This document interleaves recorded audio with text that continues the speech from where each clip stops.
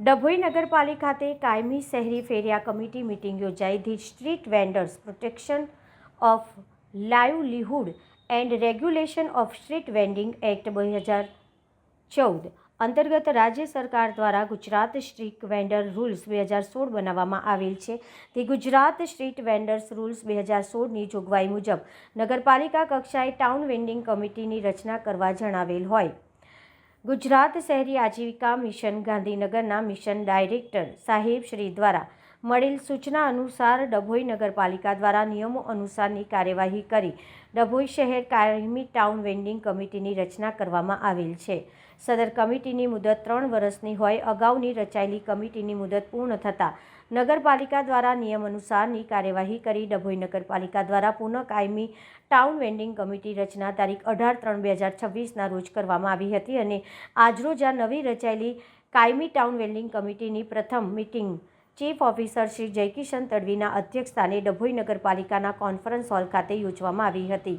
આ કાયમી મિટિંગના સત્તાવાર 5 સભ્યો અને બિન સત્તાવાર 10 સભ્યો મળીને કુલ 15 સભ્યોની કમિટીની મિટિંગમાં traffic inspector Shri L.H. Gohil, project manager Shri Mahesh Parmar, માજી પ્રમુખ શ્રી બિરેનભાઈ શાહ, ડભોઈ શહેર વેપારી મહાજનના પ્રમુખ Shri Bhupendrabhai M. Shah, bank manager Shri તેમજ બિન સરકારી સંસ્થા પ્રતિનિધિ શ્રી પ્રવીણભાઈ શ્રી દુલેરા, ડભોઈ કોમ્યુનિટી ફાઉન્ડેશન તેમજ તડવી મંજુલાબેન સોલંકી, હેમલતાબેન વાઘરી, કાલિદાસભાઈ રાવળ, જયશ્રીબેન મંસૂરી, અલ્તાફ હુસેન તથા માળી મોતીભાઈ જે ફેરિયાઓના 6 પ્રતિનિધિઓ આજની આ મિટિંગમાં હાજર રહ્યા હતા.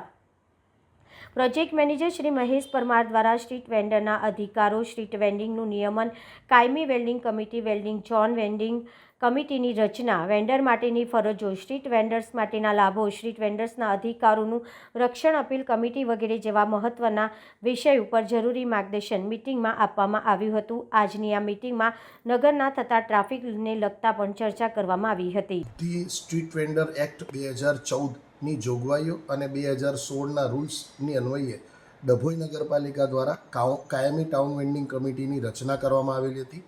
આ કાયમી ટાઉન વેન્ડિંગ કમિટીની મુદત 3 વર્ષની હોય. પ્રથમ કમિટીની મુદત પૂર્ણ થતાં ત્યારબાદ નવીન ટાઉન વેન્ડિંગ કમિટીની રચના ડભોઈ નગરપાલિકા દ્વારા કરવામાં આવેલી છે અને આ નવીન બનેલ ટાઉન વેન્ડિંગ કમિટીની આજરોજ ડભોઈ નગરપાલિકાના કોન્ફરન્સ રૂમ ખાતે પુનઃ એક મિટિંગનું આયોજન કરવામાં આવ્યું હતું, જેમાં કમિટીના 15 સભ્યો પૈકી 12 સભ્યો હાજર રહી અને આ કમિટીના કાર્યો વિગતે ચર્ચા કરવામાં આવી છે.